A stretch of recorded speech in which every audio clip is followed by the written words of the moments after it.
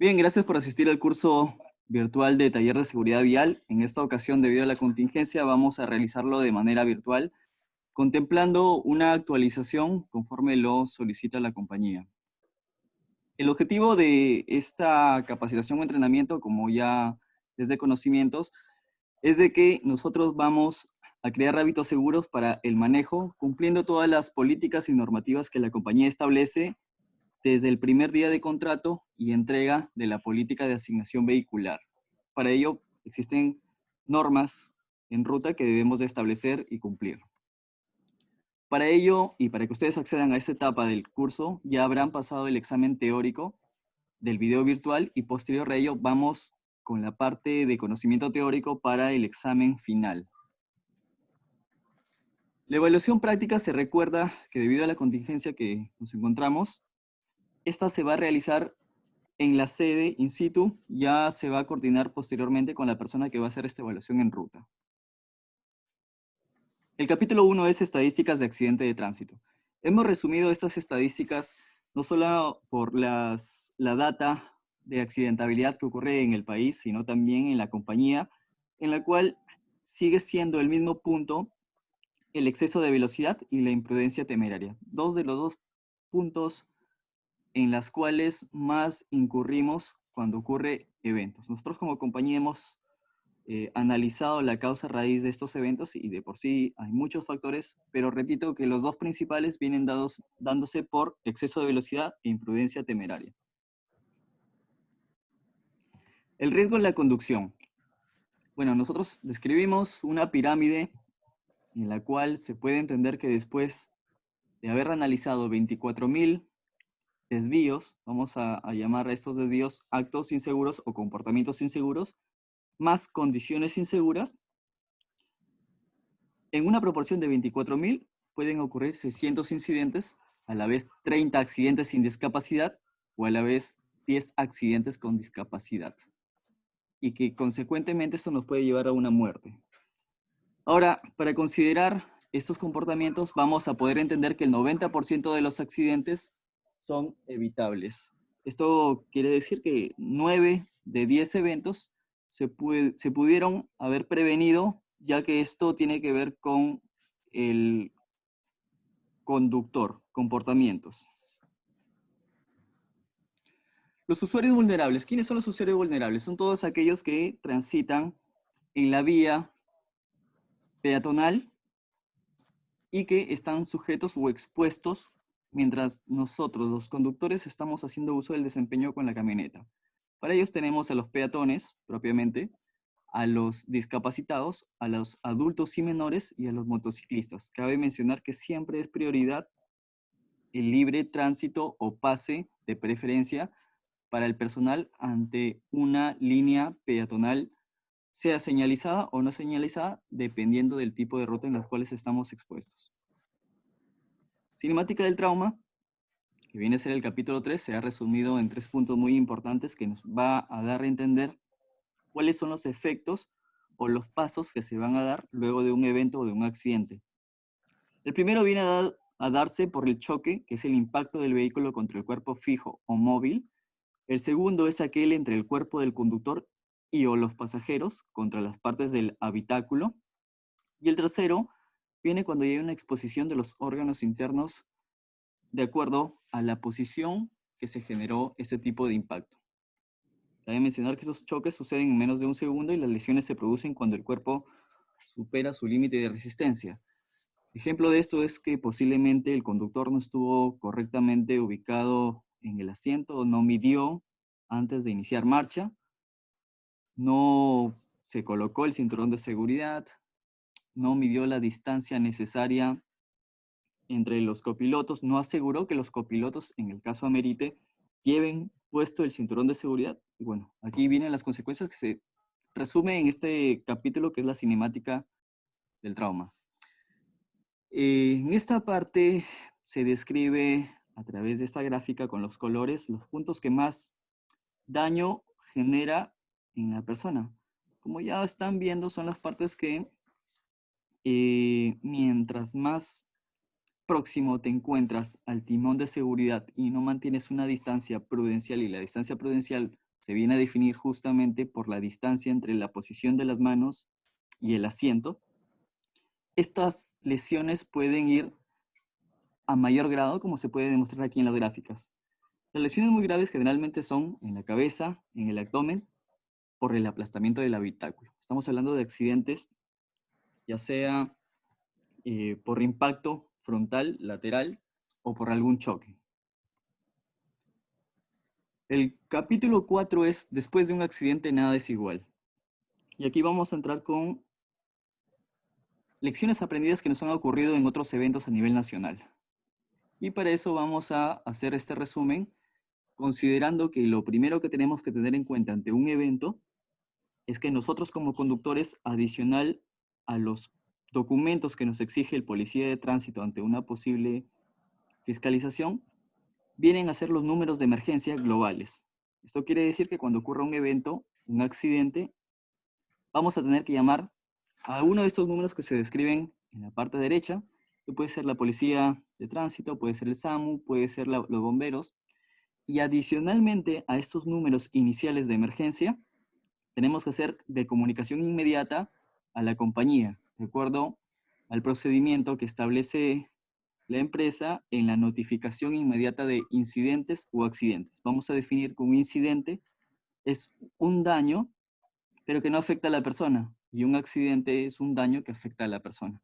Ambos casos, ya sea por un choque, un accidente de tránsito, etcétera, esos tienen que ser notificados en ambas posiciones, en ambas figuras, a todos los puestos que nos acompañan en el área de servicio. Aquí podemos ver que nosotros vamos a poder plasmar algunos momentos de ayuda y de servicio cuando ocurren estos tipos de eventos, pero vamos a resaltar en esta parte de la presentación que es necesario antes y de manera rutinaria, lo cual se va a resaltar más adelante, que toda unidad debe de presentar sus implementos de seguridad, los cuales otorga la compañía y que ustedes es trabajo de cada conductor hacer revisión personalizada de ello. Estamos hablando del botiquín, estamos hablando del extintor, y si alguno de ellos durante las inspecciones nos faltara o esté vencido, es obligación de nosotros, repito, bajo lo descrito en la política de asignación vehicular, que demos notificación inmediata al responsable de ello. La atención de los servicios de emergencia, luego de la comunicación ya descrita, viene acompañada por unos primeros auxilios, asistencia en traslado, asistencia hospitalaria, asistencia especializada. Pero esto va a depender del tipo de evento que ocurra. Repito, priorizando la comunicación que se debe ejecutar a las partes interesadas. Bueno, cabe resaltar que la probabilidad de muerte va a ser mucho mayor si no acatamos una asistencia especializada. Y cuando hablamos de asistencia especializada, nos referimos a las clínicas o hospitales. Nosotros como colaboradores tenemos el deber, la obligación, simplemente de atender en lo básico necesario para que o hasta que llegue el especialista médico. Impacto en el ámbito personal. Las etapas de reacción a las secuelas de un accidente no se pueden describir, no está parametrado como tal, pero se ha establecido bajo este entrenamiento que pasamos todos por 5 etapas. La primera es la etapa de choque o conmoción inicial, cuando ocurre el evento o el accidente, luego viene la etapa de negación o inhibición defensiva, es en la cual tú todavía no asumes que ha ocurrido este evento. Una vez que ocurre esta parte, ya entramos en sí a la realidad de lo ocurrido y viene la etapa de cólera y o duelo. Esto va a depender del tipo emocional de cada tipo de persona. Luego viene la etapa de depresión y finalmente viene la etapa de adaptación. Para llegar a la etapa de adaptación va a depender, repito, del estado emocional de la persona y qué tan fácil pueda superar esto. Muchas veces es necesario incurrir hasta una asistencia psicológica para que nos pueda ayudar a sobrellevar esto. Hay que considerar que para la empresa lo más importante es proteger tu integridad y de quienes nos acompañan. Aviso de un accidente a la compañía de seguros. Vamos a hacer esta parte de la presentación una recomendación que debemos de contemplar todos de la fecha en adelante, es que de igual manera como nosotros mantenemos los documentos como el SOAT, la tarjeta de propiedad, revisión técnica, entre otros documentos exigidos por el Ministerio de Transportes, es necesario que adjuntemos una lista telefónica como la aseguradora, ¿sí? La persona responsable de que nos va a dar el soporte necesario e inmediato, que a la vez tendría que ser comunicado con el representante o el responsable de la compañía que esté a cargo de tu zona o de tu región. Los datos que se solicitará a la aseguradora son los siguientes. Primero, la ubicación del accidente. Lo más concreto para que pueda ser atendido, y esto va a depender del tipo o del distanciamiento en el cual tú te encuentres para que tengamos una asistencia inmediata. Luego viene el nombre del conductor y quién reporta. Nombres, apellidos, puesto y empresa a la cual tú representas. Vehículos implicados. Ese es el tercer punto. Simplemente hay que describir si es que ocurrió un accidente con daño a la propiedad, daño a la persona, o simplemente algún tema de reposición material. Los datos de la póliza. En esta parte viene el nombre del asegurado, el número de la póliza. Esos datos ya los encuentran ustedes a través de las tarjetas que se entregan a través de servicios generales, que puede ser otorgado para la aseguradora. En este caso, la aseguradora va a enviar a un broker especializado para que levante esta información. Va a hacer una inspección de la ubicación, los eventos y va a determinar si es que ocurrió o no ocurrió negligencia por parte del conductor designado. Y por último, la aseguradora te proporcionará un número de siniestro. Es necesario que lo registres, lo apuntes, ya que con él se dará seguimiento. Y podemos ir monitoreando luego cuando ustedes hagan el comunicado al responsable de la compañía designado en su sede para que vaya remotamente y telefónicamente verificando si se dio solución al problema reportado. Es muy importante traer la documentación en el vehículo para que se pueda reportar oportunamente el siniestro. Aviso de accidente a la compañía de seguro.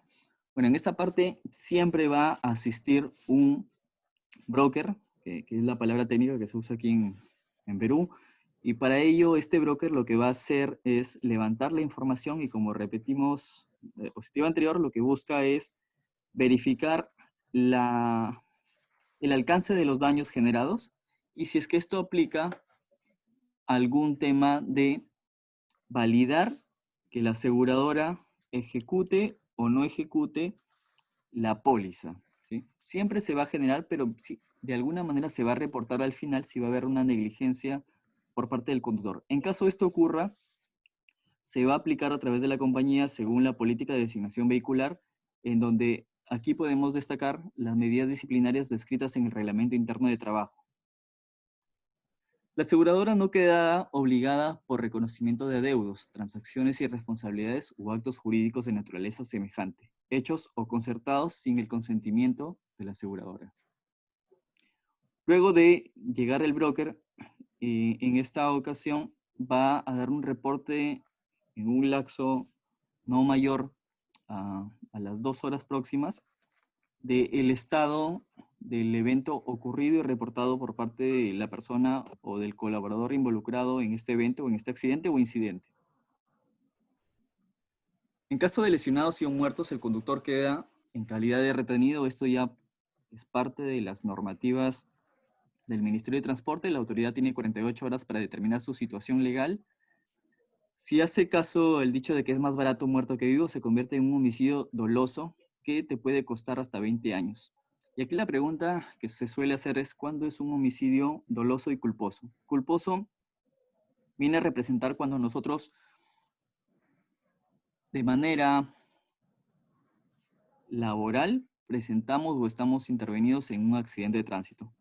Y doloso es cuando ya viene a representar una parte de culpabilidad directa y responsabilidad por parte del conductor, por ejemplo, haber conducido en estado etílico, ¿sí? o de repente haber conducido mientras se muestra y se evidencia que estuvieses hablando telefónicamente. En esta parte, la compañía inmediatamente aplica lo descrito en medidas disciplinarias y de darse evidencia que es por negligencia, la medida disciplinaria, dependiendo de las declaraciones y la investigación de incidente o accidente, podría llegar hasta el cese laboral. Es necesario y recomendable, repito una vez más, que mantengamos el botiquín, el extintor, los documentos al día, para que nosotros podamos sustentar de manera preventiva que ustedes están en conocimiento previo de actuar tanto conscientemente en las funciones rutinarias que se les designen y para lo cual fueron contratados para el uso de la unidad de la compañía, ya sea propia o arrendada. El impacto en el reingreso laboral viene dándose por varios factores.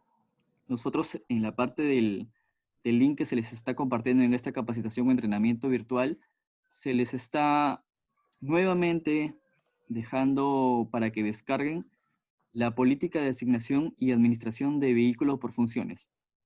Aquí te especifica cuáles son tus deberes, derechos, obligaciones, responsabilidades como propietario de la unidad y cuáles son las normas de conducción que tú debes de acatar para que no te veas sorprendido ante un evento que pudiera darse o ocurrir. En el impacto en el regreso laboral, al nivel de la compañía, pues está muy sujeto y amarrado a esta política. Pero a nivel psicolaboral, existe un tiempo de readaptación para que la persona nuevamente pueda volver a usar la unidad y esto va a depender, repito, va a depender de factores como el tipo de accidente y la capacidad emocional de superación que tenga el propio colaborador. A ello estamos amarrados a incapacidades, días de recuperación, reparación del vehículo, capacitaciones, cobro de los daños al vehículo, amonestación verbal y escrita, actas administrativas, rescisión del contrato.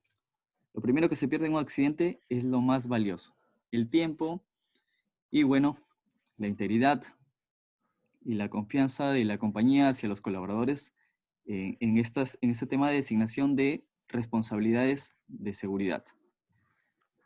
Tipo de lesión que puedan suscitarse o darse se clasifican en 3 factores: bajo, medio y alto. El bajo viene por pérdida de la visión,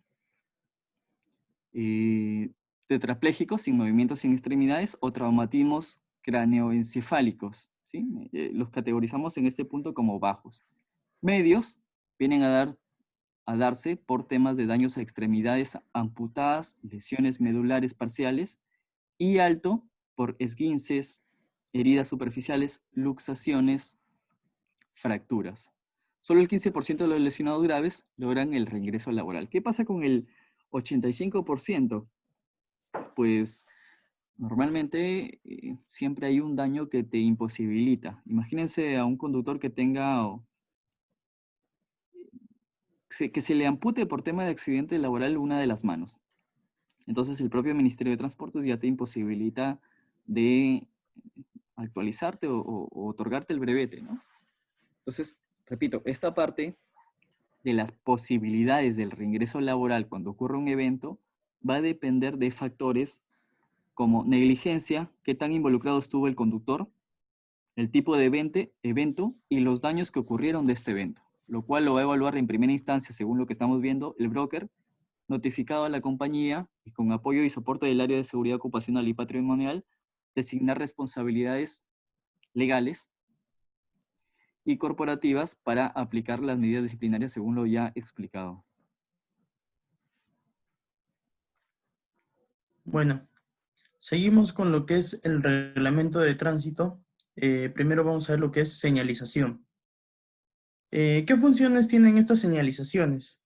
Entre esas funciones importantes son informar, regular el uso de la vía, avisar de los peligros existentes, aconsejar al usuario de la mejor manera para poder comportarse en la vía.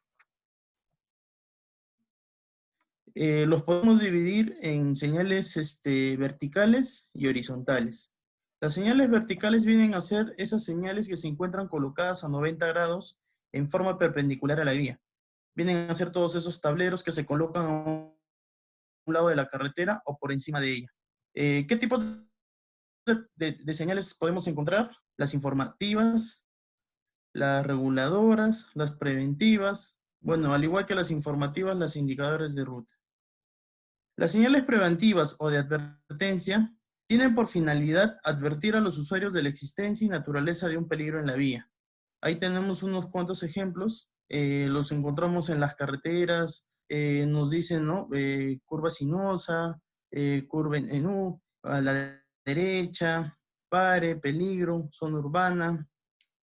Su ubicación, cuando hablamos de estas señales preventivas, su ubicación va a ser cuando relacionemos la velocidad de los vehículos o la velocidad permitida en dicha carretera, en dicha vía, se colocará un distanciamiento permitido en cada vía. O sea, si la vía nos dice que es a 30 kilómetros por hora, pues la señalización preventiva irá 60 metros antes de llegar a dicho peligro. Tenemos también lo que son señales regulativas. Esas señales regulativas son tableros fijados en postes con símbolos o leyendas que tienen por objeto indicar al usuario, tanto en zona rural como urbana, la existencia de limitaciones físicas o prohibiciones reglamentarias que regulan el tránsito. Las señales regulativas se colocan en el mismo punto donde existe la restricción o prohibición. A diferencia de las de prevención, las regulativas las encontramos en el mismo punto donde se presenta dicho peligro. Como podemos ver, tenemos dos señales distintas a la característica que siempre tienen, ¿no? Que vienen a ser la señalización pare, que es octogonal, y tenemos la señalización de cede el paso, que es triangular. De ahí ya tenemos, ¿no?, otras señalizaciones que nos dicen voltear a la derecha, o prohibido voltear a la derecha. Nos están regulando, ¿no? Nos están limitando. Mantenga su derecha, no adelantar, no detenerse, no estacionar. Las señales de localización se utilizarán para informar a los usuarios de la existencia de algún servicio o de algún lugar de interés turístico o recreativo. Paraderos, paradero de taxi, hospitales, capillas, restaurantes, servicio para recargar combustible, grifos. Señales informativas se usan para proporcionar seguridad a los usuarios, peatones y trabajadores y guiar el tránsito a través de las calles y carreteras en construcciones o conservación. Tienen carácter transitorio. Ahí nos dicen la distancia, dónde puede ubicarse tal ciudad, a qué kilometraje lo podemos encontrar, cuánta distancia nos falta para poder llegar a dicho lugar. Señales, ahora ya vimos las señales verticales, que como vimos son las perpendiculares. Ahora tenemos las señales horizontales, que vienen a ser las rayas, símbolos y letras que se pintan sobre el pavimento. Aquí podemos encontrar pues como las líneas peatonales. En las carreteras también las podemos encontrar como las líneas continuas o discontinuas. Las líneas continuas nos indican que no podemos sobrepasar, y las líneas discontinuas nos indican que sí podríamos hacer el sobrepase, pero siempre tomando esas medidas de seguridad. Si no encontramos un peligro cercano, ¿no? Si tenemos el espacio suficiente, si es que no se presenta otra unidad. Según reglas internacionales, las líneas blancas nos indican un solo sentido, ¿no?, para dividir el tránsito en un solo sentido, y las líneas amarillas para dividir el tránsito en doble sentido.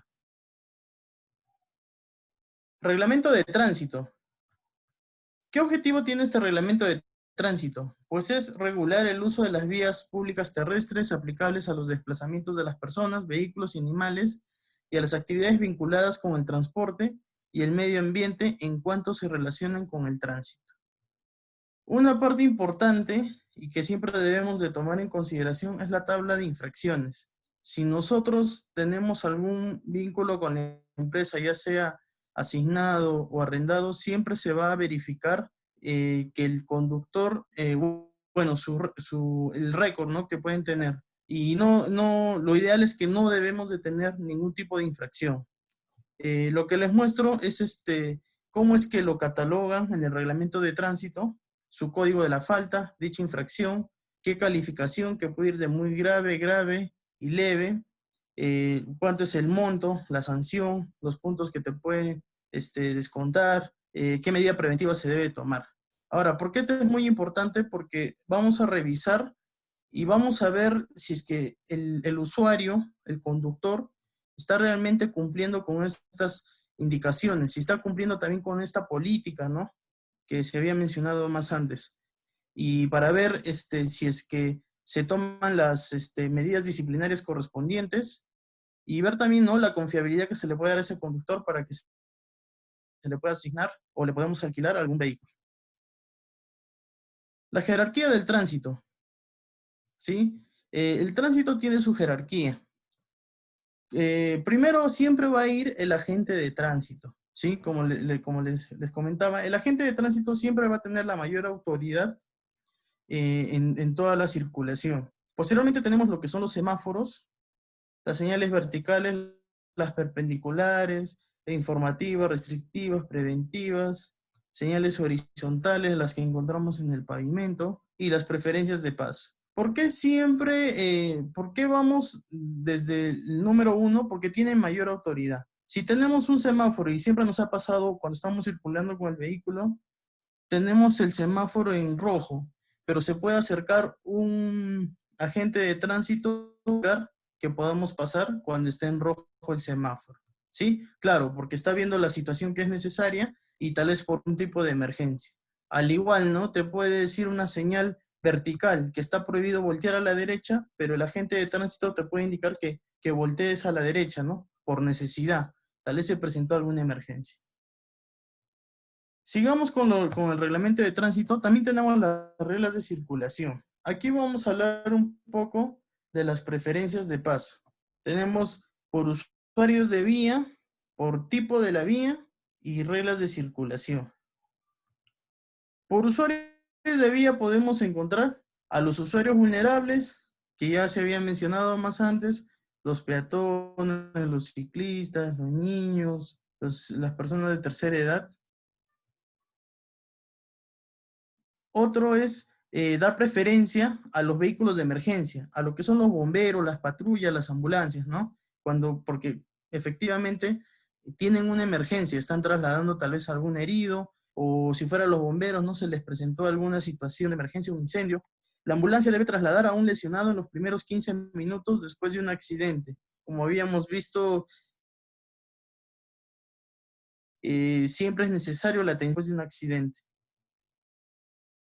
Cuando tenemos vehículos con desplazamiento de riel, el ferrocarril y tren ligero tienen preferencia, ¿sí? No intentemos ganarle, ¿no? Yo sé que a veces podemos estar apurados, se puede situación y tenemos zonas en la cual donde los ferrocarriles, los trenes pueden estar pasando en medio de las pistas. Por eso siempre obedecer esas señalizaciones, no intentar ganarle. No sabemos si nos puede fallar el vehículo en pleno momento y podamos salir afectados por uno de estos ferrocarriles o trenes ligeros.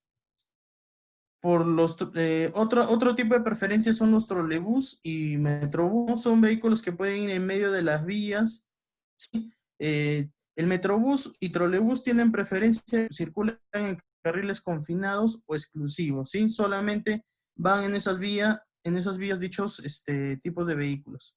Y no debemos invadir esas zonas donde van este tipo de vehículos.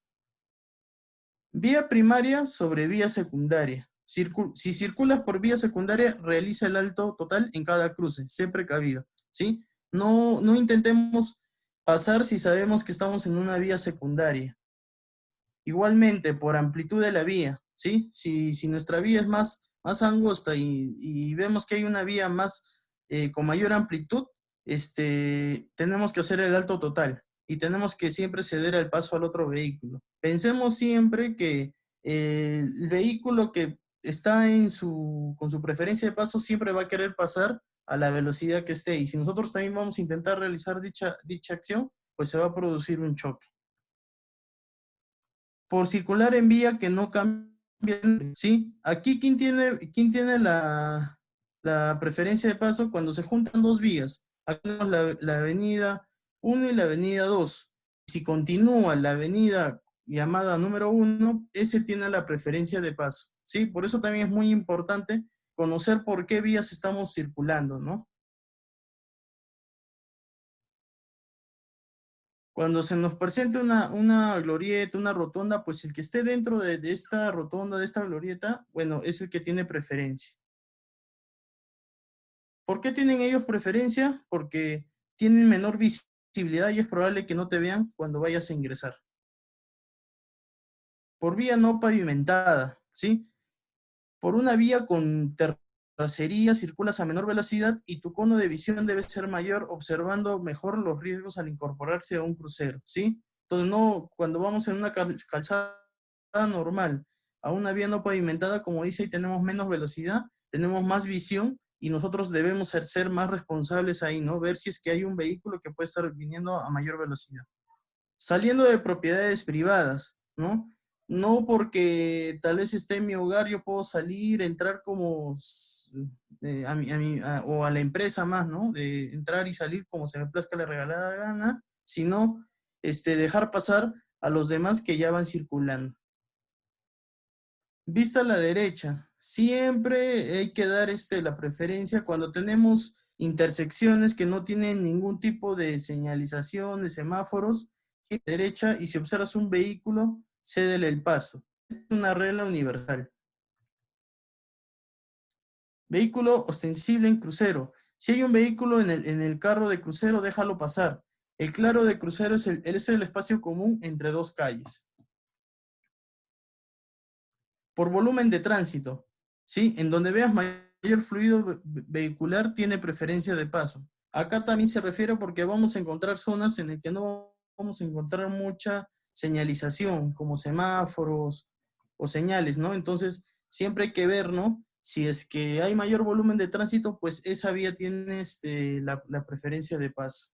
El que llega primero, ¿no? Si todo es similar, como igual les digo, bueno, estamos respetando velocidades, bueno, el que llegó primero pasó, ya hay que respetar que pase, ¿no? Y no evitar ganarle también, ¿no? Porque se puede producir lo que es un choque.